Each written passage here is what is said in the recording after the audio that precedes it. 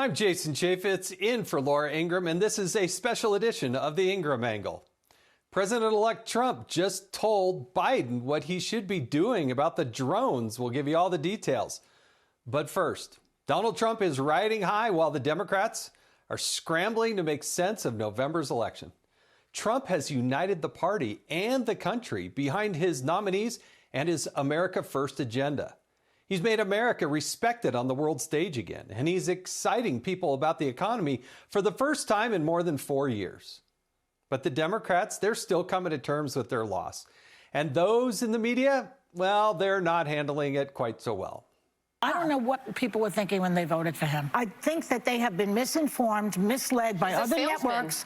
You know, people get mad at us. They say we're one-sided here. The statistics are here. Those stats she's holding up, well, they weren't the gas and grocery prices under Biden. And the only news outlets that were misled voters were the ones who lied to the voters that Joe Biden was totally fine. He was lucid, vibrant behind the scenes. Oh, you can't even keep up with the guy. But it really should come as no surprise to the left-wing media that people lost faith in them. The mainstream has become fringe, and the fringe has become mainstream. Donald Trump understood that, and we didn't. And it's not just Democrats that don't. The entire political class is way off, way off, way off. And now the media elites who thought they had firm control over the public discourse are, well, they're wringing their hands. I'm very worried about the press, extremely worried. And I despair. Seriously, I worry greatly, and I don't know how it recovers. I'm very dark about it. Oh, that just makes me so sad, Leslie. They've lost the ability to shape the narrative, and they know it. But most refuse to acknowledge the truth. They discredited themselves when they started excluding anyone that didn't toe the party line. The rebels in our party have been pushed out.